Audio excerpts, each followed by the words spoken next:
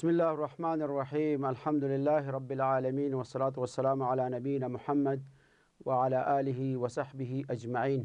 أما بعد، محترم لیدونکو او اوریدونکو السلام علیکم ورحمة الله وبرکاته. زمونږ دا 15 درس دی د ثقافت اسلامی د عقیدی یا نړیلید مضمون 15 درس دی. په دې درس کې مونږ چې عنوان دی په اسلام کې د انسان مسؤلیتونه او مکلفیات. په دې دنیا کې چې الله تبارک تعالی د انسان پیدا کړی دی، کم مسؤلیتونه او کم مکلفیات د الله په وړاندې د انسانانو په وړاندې هغه لري. په دې کې په څلورو اساسي موضوعاتو باندې بحث شوی دی چې اول معرفت دی. په هغې کې به معرفت د الله نه، یعنې پیژندنه د الله نه، د الله د رسول نه، د دین اسلام نه، دې نه بحث کوو. په دویمه موضوع چې دا هغه د ځمکې آبادول دي، چې الله تبارک تعالی د انسان پیدا کړ نو دې ته د ځمکې اختیار لاس کې ورکړ، د دې آبادول تعمیر. په هغې باندې بحث کوو چې د ځمکې آبادول دا څو اړخونه لري، څو طریقې لري. هغې باندې به بحث کوو او په کومو شیونو باندې د ځمکې آبادولو مخنیوی کېږي، هغې باندې به بحث کوو. دریم مکلفیت چې اساسي دنده د انسان هغه عبادت دی، د الله عبادت دی، چې هغې باندې به بحث کوو.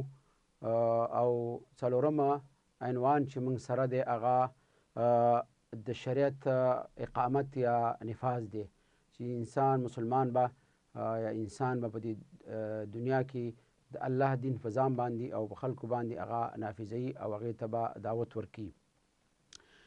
راځو اول عنوان ته. اول عنوان موږ سره د انسان هغه د مکلفیتو چې هغه معرفت دی. اوس دې ته راځو چې معرفت څه ته وایي یا پیژندنه دا څه ته وایي.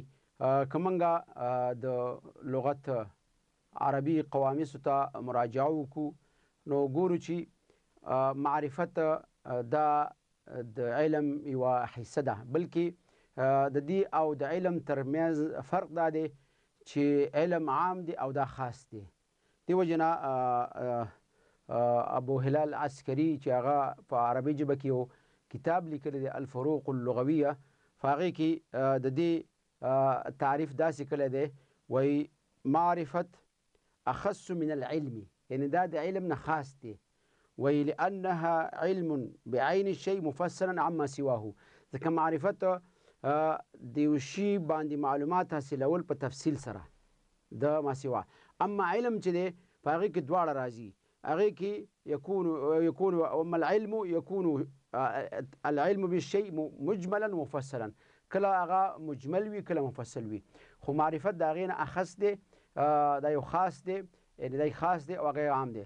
نو عموم په دې باندې بحث کوو اول په علم باندې چې علم څنګه، ځکه دا د هغې برخه ده، بیا د هغې نه وروسته معرفت ته راځو. علم په دې دنیا کې چې الله تبارک تعالی انسان پیدا کړی دی، هغه د دو قسم علم سره مواجه کېږي. یو قسم علم دی چې هغه واجب عیني دی یا فرض عیني دی، چې هر انسان په هغې باندې مکلف دی چې دغه علم زده کړي، ځکه بې د هغې د انسان دین نه پوره کېږي. دې وجې نه علما ذکر کوي چې په هغې باندې د یو سړي ناپوهي، د یو سړي جهالت ناپوهي هغه عذر نه ګڼل کېږي. هغه کم علم دی؟ هغه علم دی چې په هغې باندې د دین احکام پوره کېدلی شي.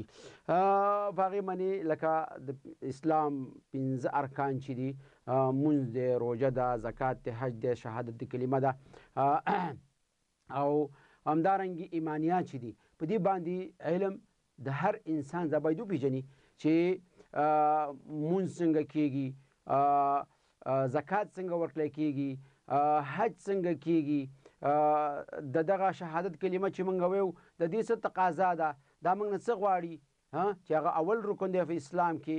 نو په دغې باندې ځان پوهه وکړه، دا علم ضروري دی.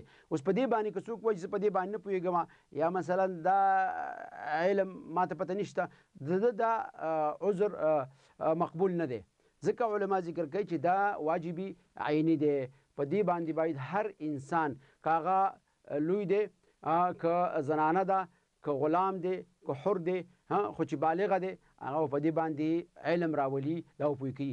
هغه به د مونځ احکام زده کوي چې مونځ په څه باندې صحیح کېږي، څنګه طریقه باندې کېږي.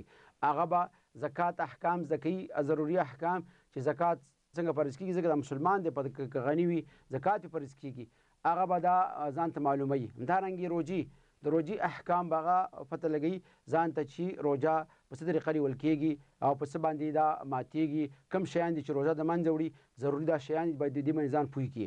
همدارنګې د حج که الله به حج فرض کړی، د حج طریقه د هغې مخکې دی نه چې حج ته ځي باید د دې هغه علم زده کړي، هغه احکام یې زده کړي چې تر څو د حج الله په نسبت باندې مقبول حج شي. همدارنګې لکه هغې معرفت کې بحث پې وکړو انشاءالله د الله باندې ایمان او په هغې نور ایمانیاتو باندې انشاءالله په هغې باندې بحث کوو. دویم قسم علم چې هغه دی چې د هغې زده کول فرض کفایي دي یا واجب کفایي دي، هغه علم دی چې ټولنه ورته محتاج، فرد ورته محتاج. مثلا که یوه ټولنه کې یو امت کې یو ټولنه کې 10 کسان 15 کسان هغه علم زده کړي او د هغه ټولنې حاجت یا هغه ضرورت پې پوره کېږي، هغه نورو نه هغه واجب پورته کېږي ځکه فرض کفایي دی. هغه دغه نور علوم دي چې کوم د اخیستلو خرڅولو پورې تعلق لري، کوم د اوقافو پورې تعلق لري، کوم د میراث پورې تعلق لري، وصیتونه شو، د نکاح احکام شلو، جنایات شلو، قصاص شو، دیات شو، دا مسایل. ځکه په دې باندې د هر چا علم دا ضروري دی، بلکې په ټولنه کې چې څوک داسې خلک موجود چې دا علم ورته معلوم وي، هغه باید هغه د هغې نه هغه واجب پورته کېږي او نورو هغې باندې دا لازم نه دی. خو هغه علم چې هر سړي باندې واجب دی، هغه لږ موږ مخکې وویله چې ځکه د هغې بې د هغې د انسان دین نه پوره کېږي، بې د هغې د هغه د الله عبادت نه پوره کېږي، هغه هغې ته محتاج دی. نو د دې علم چې دی دا فرد کفایي دی. که په ټولنه کې ځینې خلک په دې باندې پوه شي او د ټولنې هغه ضرورت او حاجت پوره شي، نو د نورو نه هغه فرض هغه پورته کېږي. لکه د دې مثال داسې لکه جنازې لمونځ دا فرد کفایي دی. یعنې که په یو کلي کې جنازه مړی وشي او خلک په هغې باندې مثلا 10 کسان راغونډ شي، 15 کسان راغونډ شي او د کلي 1000 کسان هغوی، نو هغه خلکو نه هغه د هغې هغه فرض هغه واجب هغه پورته کېږي، بلکې هغه جنازه وشول ادا شوله. خو چې څونه په جنازه کې خلک ډېر وي هغې کې اجر او ثواب زیات وي، الله ورکوي. همدارنګې دغه شانتې دغه علوم دي. بل قسم علوم چې دي هغه دنیوي علوم دي. دنیوي علوم زده کړه دا مباحه ده، که ټولنه ورته ضرورت لري بیا واجب درجې ته رسیږي. عموم د دنیوي علومو زده کړه دا مباحه ده، که څوک طب زده کوي، که څوک هندسه زده کوي، که څوک ریاضیات زده کوي، که څوک نور داسې علوم زده کوي، دا مباح کار دی. خو که چېرته ټولنه دې ته داسې په ټولنه کې داسې خلک نه وي چې هغې ته طب یاد نه وي، هغې ته او د ټولنې ضرورت ورته پیدا شي، نو بیا دا واجبي کفایي ګرځي تر څو چې د ټولنې ضرورتونه په هغې باندې پوره شوي او هغه سرته ورسوي. دویم عنوان چې موږ سره دی د دې نه وروسته لکه موږ چې مخکې وویل علم د دې برخه یعنی هغه معرفت دی. اوس راځو معرفت چې علم عام شرحه که معرفت څه ته ویل کېږي یا د چی معرفت د څه پیژندنه. نو په دې کې ډېر سوالونه واردېږي. معرفت څه ته وایي، معرفت د څه باره کې یا د پیژندنه څه باره کې موږ باندې لازمه ده، دا کم مسؤلیت دی. نو په دې په جواب باره کې موږ دا ووایو چې عموم په مسلمان باندې د 3 شیونو پیژندل دا لازم دي، باید دا وپیژني. اول معرفت الله، د الله پیژندل. دویمه معرفت رسوله، د نبی صلی الله علیه وسلم محمد صلی الله علیه وسلم پیژندل. او دریم معرفت دینه، د الله دین پیژندل. نو اول راځو اول عنوان ته چې د الله پیژندل. اوس موږ وایو چې باید الله وپیژنو. الله به څنګه پیژنو؟ عموم علما د الله د پیژندلو لپاره ډیر ادله ذکر کړي دي او موږ په د توحید په ابتدا کې توحید ربوبیت په ابتدا کې په دې باندې بحث وکړو چې د الله د وجود دلایل ذکر کړه، التما عقلی دلیل ذکر کړه، التما نقلی او شرعي دلیل ذکر کړه، التما فطرتي دلیل ذکر کړه، دغه ټول دلیلونه مالته ذکر کړي دي.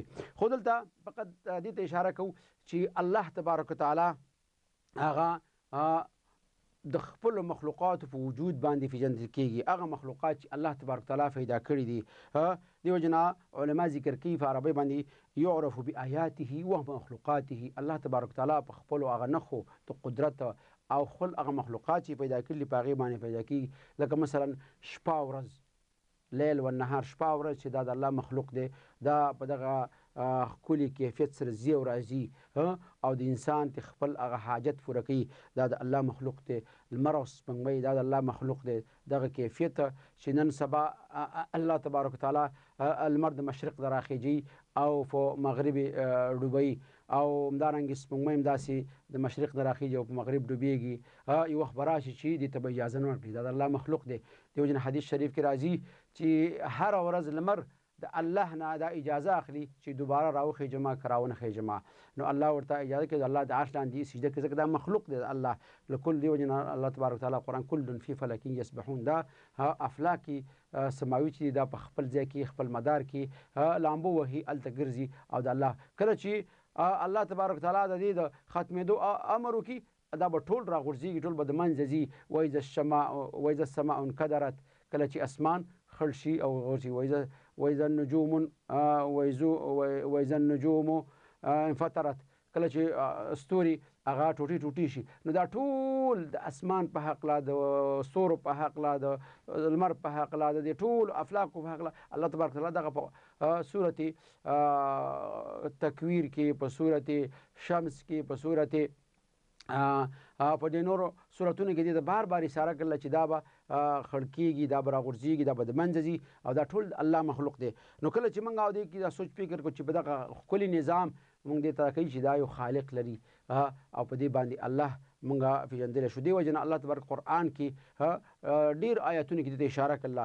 ومن آیاته خلق السماوات والارض، الله تبارک تعالی په قرآن کې فرمایي د هغه د الله د وجود، د الله د قدرت د علامونه خلق السماوات والارض، د ځمکې او د اسمانونو پیدایش دی، و اختلاف السنتکم، او ستاسو د جبو اختلاف. ګوره په یو وطن کې مثلا 15 قسمه خلک خبرې کوي، 10 قسمه خلک خبرې کوي، مختلفې خبرې کول او مختلفې لهجې استعمالول، دا د الله د قدرتونو او د الله د پیژندلو یو لوی علامه ده.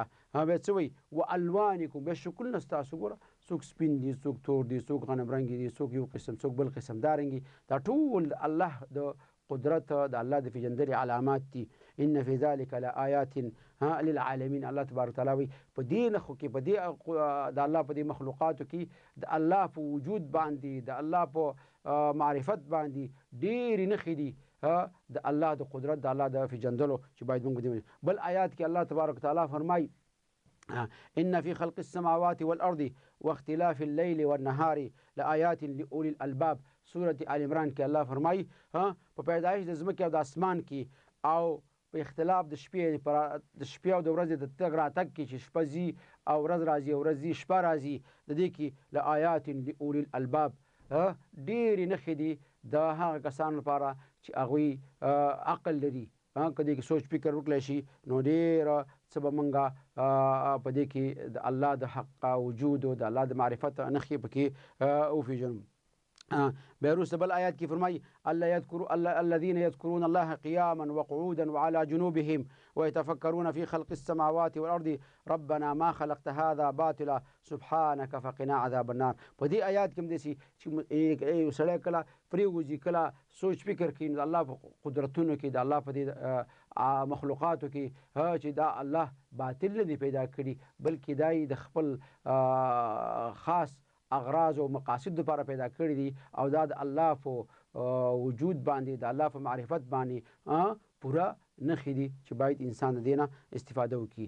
دویم عنوان ته راځو معرفت نبیه معرفت رسوله د الله رسول پیژندل هغه پیژندل دا ډیر مهم دي چې الله تبارک وتعالی د دې انسانانو لپاره په هر وخت کې یو پیغمبر او استاد را لېږلی چې هغوی ته د الله دین ورسوي موږ ته الله تبارک وتعالی محمد صلی الله علیه وسلم را لېږلی دی. باید دغه رسول وپېژنو چې دغه رسول څوک و، د کوم ځای و، څنګه الله را لېږلی و، د څه مقصد دپاره الله را لېږلی و، د هغې پېژندل دا لازم دي. د دې وجې نه رسول صلی الله علیه وسلم زمونږ او د الله ترمنځ د تبلیغ واسطه ده چې د الله دین موږ ته را رسوي. نو دغه رسول پیژندل پکار دي. وایي سړی وایي زه رسول منم خو نه یې پیژني، نه نوم پیژني، د پلار نوم پیژني، نه نسب پیژني، نه د هغه د بعثت وخت پیژني، نه د هغه مقصد څه لپاره را لېږلی و، د کوم قوم نه و، بیا د هغې د هغه ارشادات او کوم هدایت چې راوړي هغه هم نه پیژني.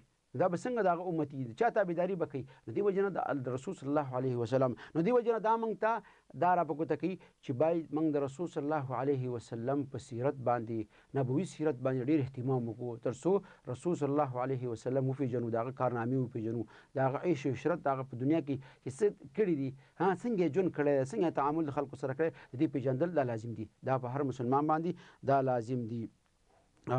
نو د پیغمبر صلی الله علیه وسلم ژوند دا زمونږ او ستاسو دپاره مشال دی. وجه نبی صلی الله علیه وسلم ولکم فی رسول الله اسوة حسنه، ستاسو دپاره د رسول صلی الله علیه وسلم په دې ژوند کې اسوه حسنه یو اقتدا ده. موږ چې ژوند کوو موږ به رسول صلی الله علیه وسلم پسې اقتدا کوو.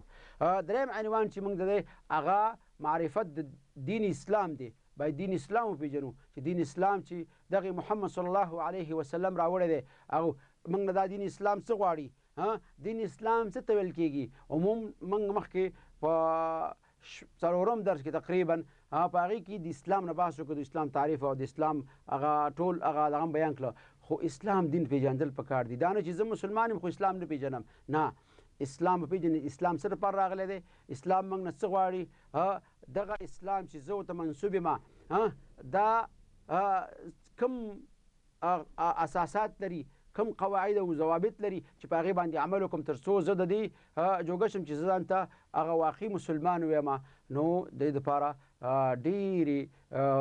ډېر مباحث دي چې دلته د وخت د کمۍ د وجې دا نشو کولی ټول شرحه کړو. خو دین اسلام هغه دین دی چې محمد صلی الله علیه وسلم هغه د الله د لوري موږ ته راوړی دی.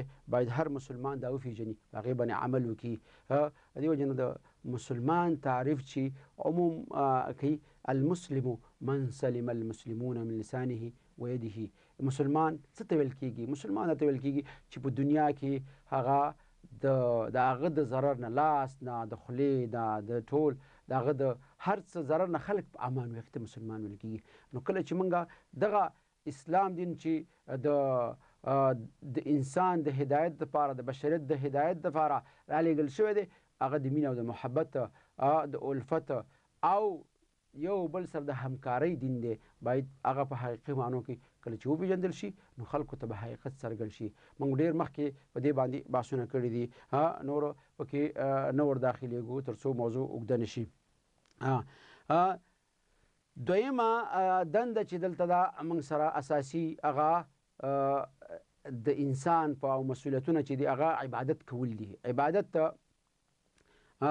لکه څنګه چې تاسو ته معلومه ده الله تبارک وتعالی انسانان او جنیات دا د خپل عبادت لپاره پیدا کړي دي.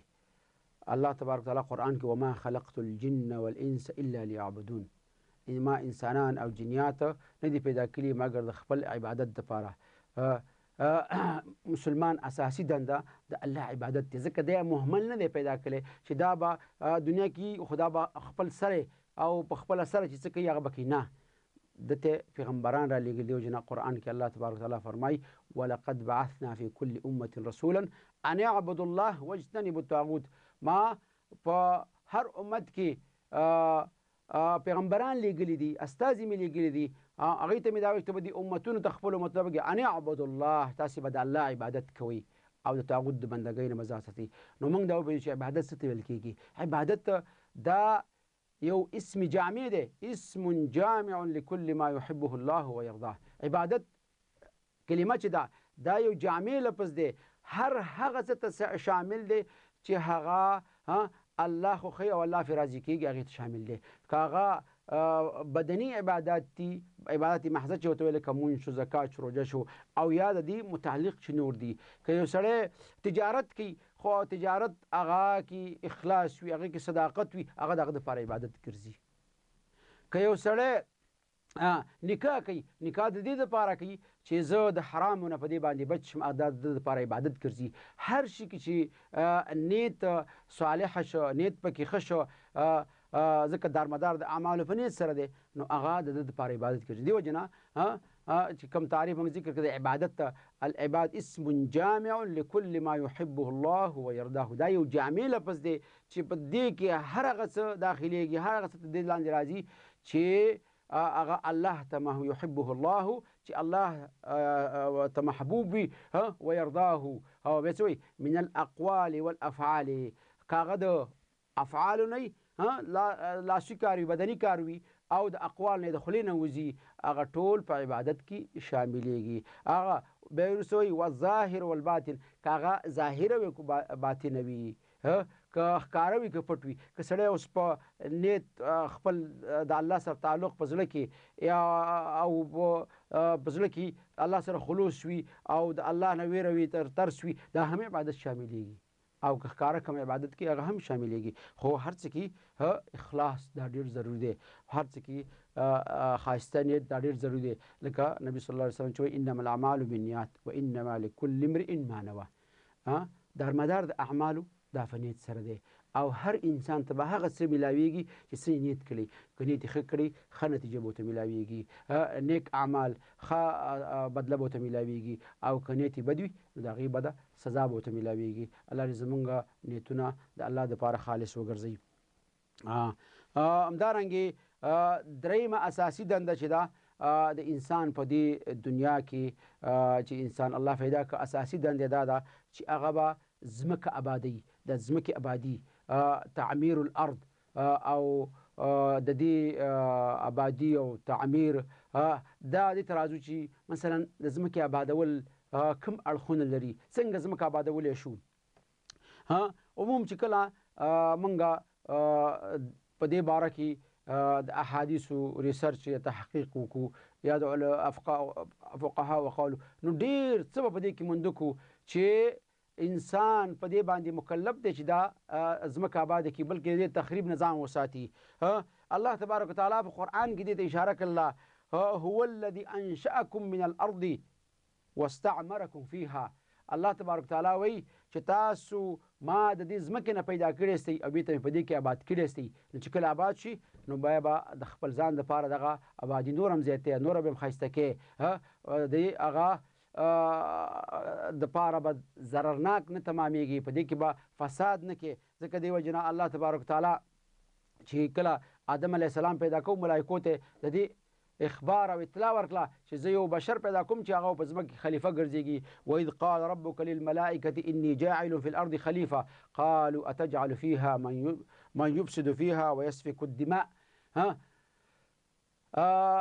الله تبارک وتعالی ملایکو ته ویل چې زه یو انسان پیدا کوم، هغه په ځمکه کې زما خلیفه یي، زما طرف نه به ځمکه آبادوي.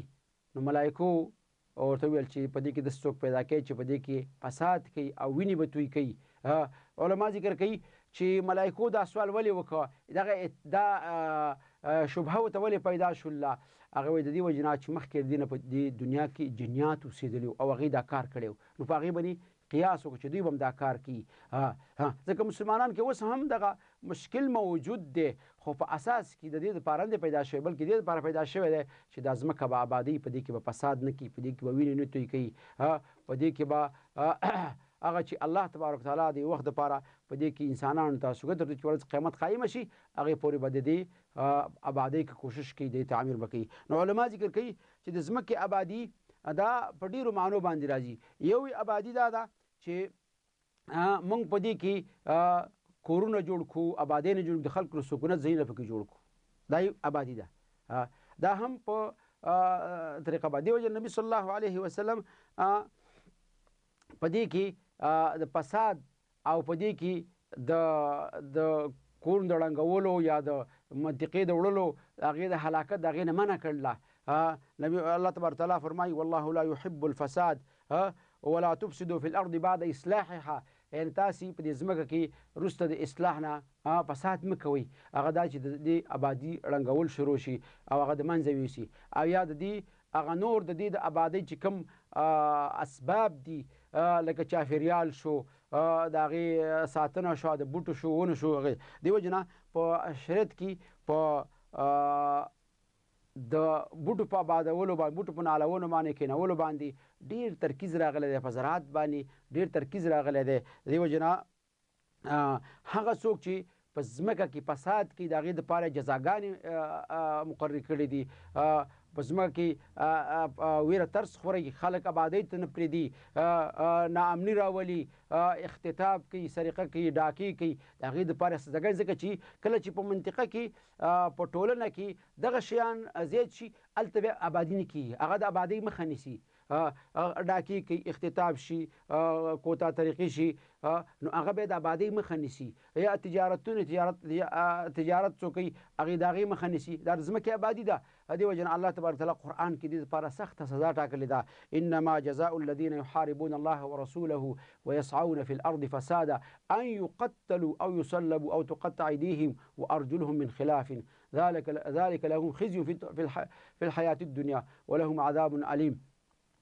الله تبارک تعالی په دې آیات کې دې ته اشاره کوي چې هغه څوک انما جزاء الذين يحاربون الله ورسوله، جزا د هغه کسانو چې د الله او د رسول سره جنگ کوي، ويسعون في الارض فسادا، او په ځمکه کې فساد کوي، په ځمکه کې فساد کوي، د ځمکې د آبادۍ مخه نیسي.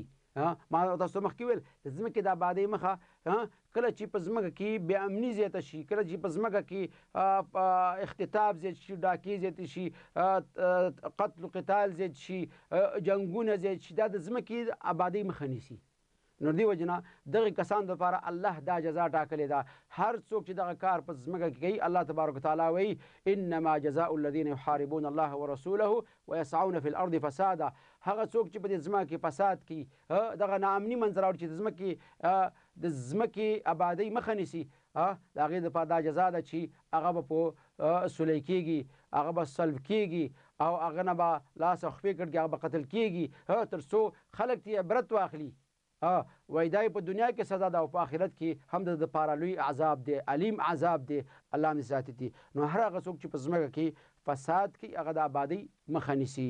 نو الله تبارک وتعالی انسانان د دې نه منع کړي، داسې په ځمکه کې فساد نه کوي.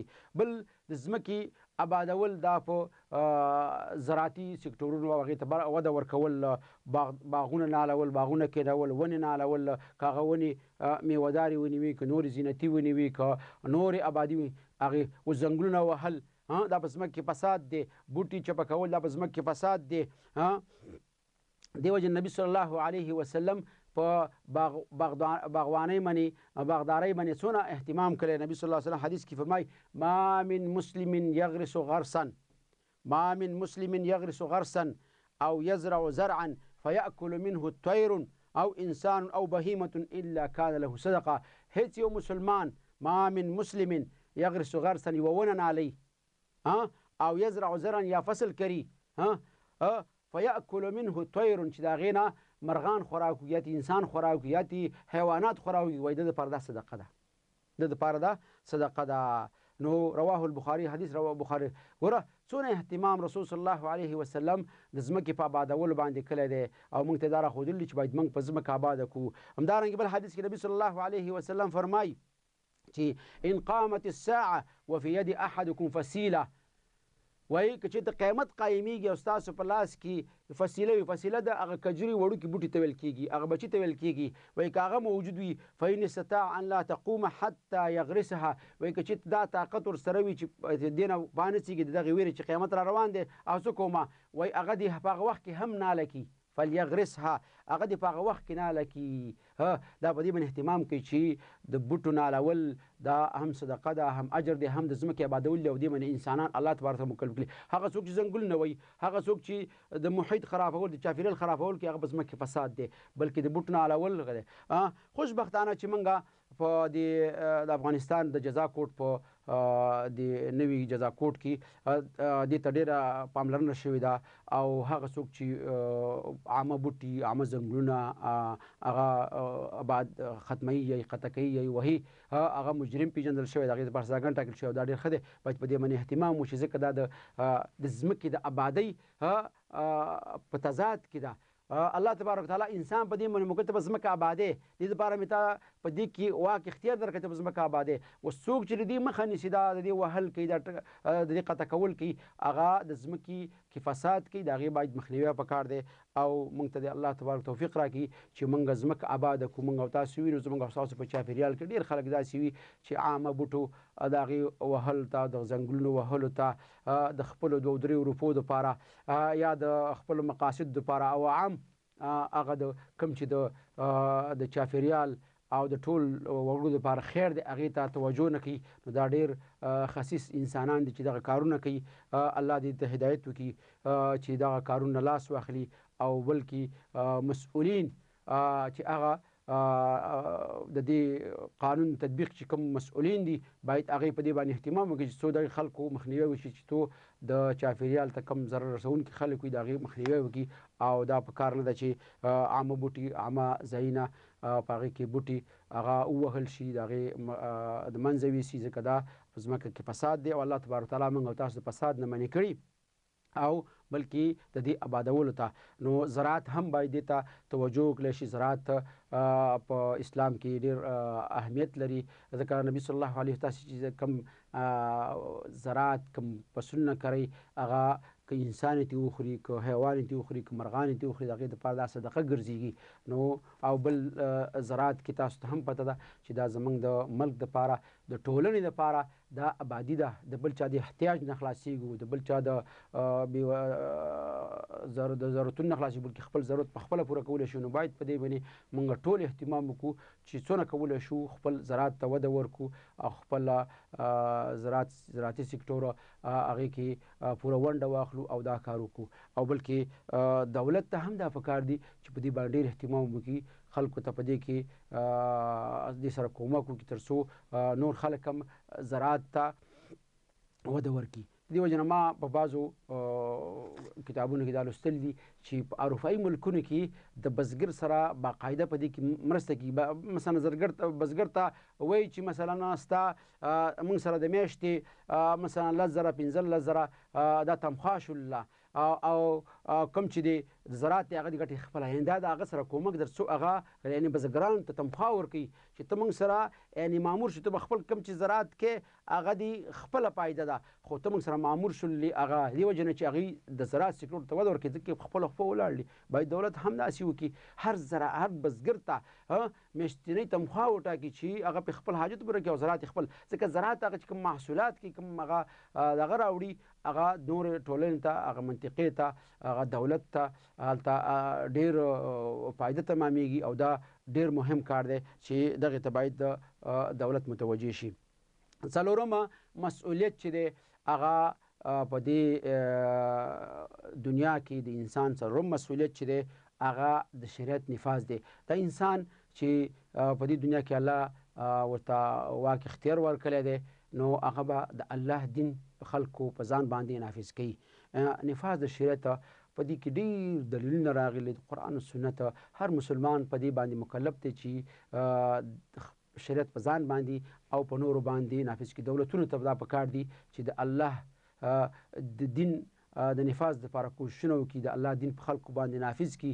تر څو کله چې د الله دین په خلکو کې نافذ شو دا هر څه د منځه ځي یعنې دا ناامنۍ د منځه ځي دا بې عدالتي د منځه ځي دا مشکلات چې نن سبا مسلمانان اخته دي او لاستو ګرېوان دي دا ټول د منځه ځي ځکه الله تبارک تعالی وایي چې کله تاسو کې د الله دین راغی الله د رحمت نازلي الله ته سړی څونه رجوع کوي الله باندې هغه باندې رحمت نازلیږي او هغه الله ته نږدې کېږي د الله خوښېږي او الله هغه هر انسان چې د الله خوښ شي هغه ته خپل رحمت متوجه کېږي او الله د خپل عذابونه هغې نه بچ کړي نو مسلمانان چې په دې دنیا کې څونه مشکلات سره اخته دي هغه دا دي چې دوی د الله د دین نه سرغړونه کوي د الله د دفاع شریعت نه سرغړونه کوي هغه نه نافظوي مشکلات ځکه منځته راغلي دي وجې نه الله تبارک تعالی په قرآن کې د نفاذ شریعت دپاره ډېر آیاتونو ته اشاره کړله.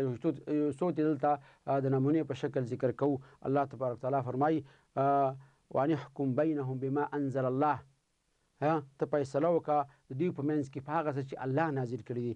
ولا تتبع اهواءهم، د دې خلکو د خواهشاتو تابعداري به نه کوي. رسول صلی الله علیه وسلم دا خطاب کوي، بلکې په هغه څه به فیصله کوي چې هغه الله ذکر دي. نو حاکم ته پکار دي چې په هغه څه باندې فیصله وکړي چې هغه د الله حکم دی.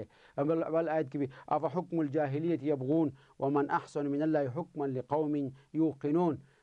آیا دا خلک هغه جاهلي حکمونه لټوي، هغه بې عدالتي هغې پسې ګرځي؟ نه. ومن احسن من الله حکما، څوک دی د الله د احکام چې د هغه حکم ډېر ښایسته وي؟ نه، د الله حکم ښایسته دی. د الله د شریعت نفاذ دا د ټول نه ښایسته دی، ځکه په دې کې امن دی، په دې کې اطمینان دی، په دې کې ډاډګرنه ده، په دې کې سوکالي راځي، په دې کې ناامني ختمېږي. دا ټول د الله تبارک وتعالی د شریعت نفاذ دپاره آیتونه نور هم ډېر راغلي، لکه مثلا الله تبارک تعالی فرمایي ومن لم يحکم بما انزل الله فاولئک هم الکافرون. څوک چې د الله په دین باندې فیصلې ونه کړي هغه کافر شمیرل کېږي، هغه کافر دی. نو موږ ته پکار دي چې د الله دین دې ته توجه وکړو او د الله دین په خلکو کې هغه نافذ کړو. او دا زموږ مکلفیت دی په دنیا کې چې الله انسان پیدا کړی دی. دغه څلور اساسي کارونه به کوي چې هغه معرفت دی، د الله پیژندل دي، د رسول صلی الله علیه وسلم پیژندل دي، د دین پیژندل دي، او به عبادت دی، دویمې عبادت دی، درېیمې د ځمکې تعمیر دی، او څلورمې هغه نفاذ شریعت دی. باید په دې باندې مسلمان عمل وکړي تر څو د نفاذ شریعت ډېرې ګټې او فایدې دي چې د هغې د وخت د کمي د وجې نه شو کولی چې هغه اوس ټول ارایه کړو. نو په دې سره زموږ د نن ورځ درس پای ته رسېږي. السلام علیکم ورحمة الله وبرکاته.